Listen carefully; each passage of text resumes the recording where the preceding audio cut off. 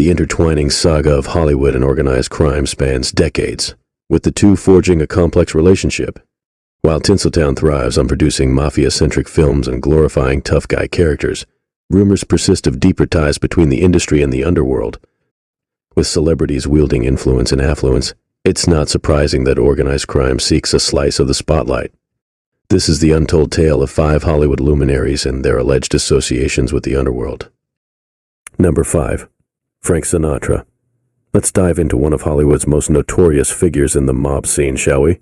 Frank Sinatra's enduring legacy and public persona are often intertwined with his alleged mafia affiliations. These claims weren't just idle chatter. The FBI meticulously tracked Old Blue Eye's interactions and associations for years.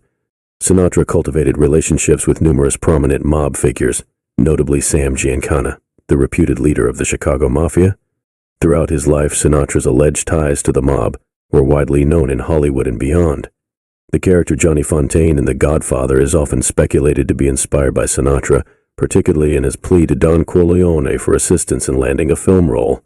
Although Mario Puzo, the novel's author, denied this connection, many moviegoers have harbored suspicions to the contrary.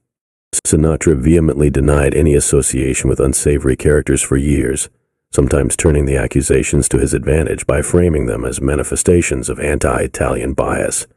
However, modern historians suggest that mobsters were simply drawn to Sinatra due to his upbringing, heritage, and allure, rather than the other way around. Sinatra, savvy enough not to reject their support outright, allowed them into his circle, leading to years of association. Ultimately, this association earned Sinatra a significant FBI file and unwelcome scrutiny from law enforcement, despite his efforts to distance himself from any criminal connections. Number 4. Debbie Reynolds. If you're familiar with Debbie Reynolds' career, her inclusion on this list may come as a surprise. Her illustrious career seems to contradict any association with the mafia. However, she was indeed entangled in it. Unlike others on the list, Reynolds may not have fully grasped the complexity of the situation at its height. Reynolds' second husband, Harry Carl, owned Carl's shoe brand. Before marrying Debbie, he had a brief marriage to Joan Cohn, the widow of former Columbia Pictures leader Harry Cohn. This marriage lasted only a few weeks, a peculiar occurrence in the 1950s. The FBI and LAPD speculated that organized crime bosses arranged the marriage to conceal true investors in Colombia.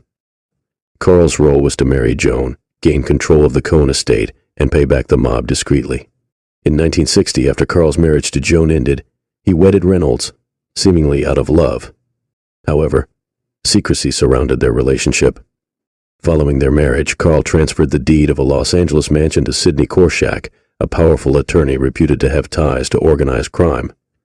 Shortly after, Sidney negotiated a lucrative salary for Reynolds' debut performance in Las Vegas, a city often associated with mafia control. Years later, Reynolds' business managers involved her in a venture, creating Scapatone films, primitive music videos played on jukeboxes in the late 1960s. The company folded in 1969 after being identified by the FBI as a front for laundering mafia money. Although Reynolds herself wasn't linked to the illicit dealings, her recurring association with such activities puzzled many, given her public image. Number 3. Tony Bennett. Tony Bennett, like many suave and masculine crooners of his time, has long been the subject of rumors linking him to organized crime.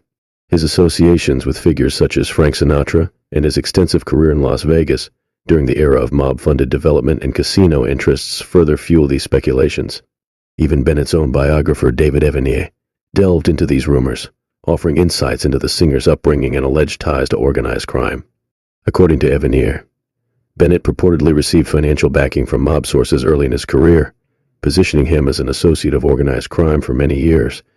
Akin to the experiences portrayed by James Caan's characters in films, however, Bennett's trajectory took a dramatic turn in the late 1970s and early 1980s, when he battled a deep depression exacerbated by heavy drug use.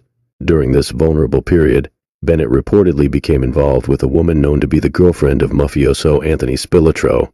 Unsurprisingly, Spilotro took issue with Bennett's advances toward his girlfriend and confronted the singer. However, Bennett's luck prevailed as Spilotro opted for a non-lethal approach, striking him on the head with a phone book, rendering him unconscious. This incident prompted Bennett to end the relationship and, remarkably, spurred him to seek rehabilitation for his drug addiction. In the aftermath, Bennett turned his life around. Number 2. Jerry Orbach. You might recognize Jerry Orbach from his iconic role as a detective on Law and Order, or perhaps from his memorable performance in Dirty Dancing.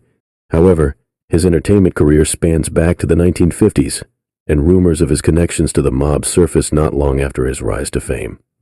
In 1971, Orbach portrayed Salvatore Kid Sally Palumbo in the comedy film The Gang That Couldn't Shoot Straight, a character inspired by real-life mobster Joe Gallo. Surprisingly, Gallo, displeased with the portrayal, arranged a meeting with Orbach to discuss the film. Remarkably, instead of hostility, a friendship blossomed between the mobster and the actor.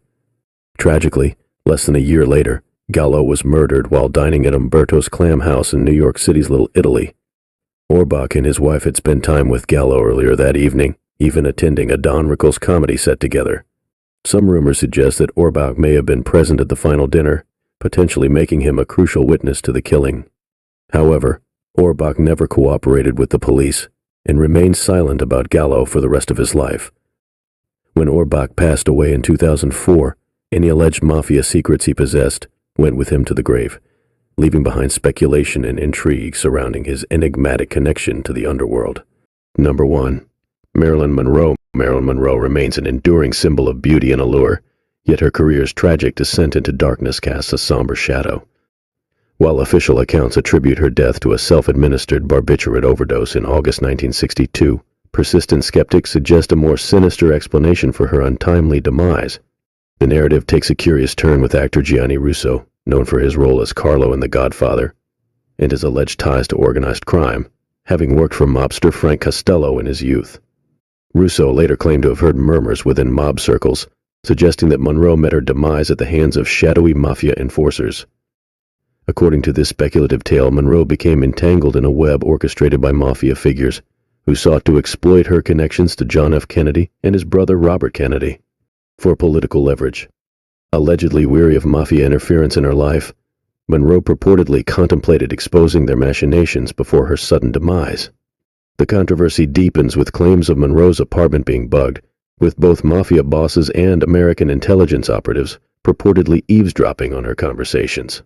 Moreover, Monroe's visit to notorious Chicago mob boss Sam Giancana shortly before her death adds another layer of intrigue, with Giancana allegedly urging Monroe to maintain silence about her relationship with John Kennedy to preserve the mob's influence over him.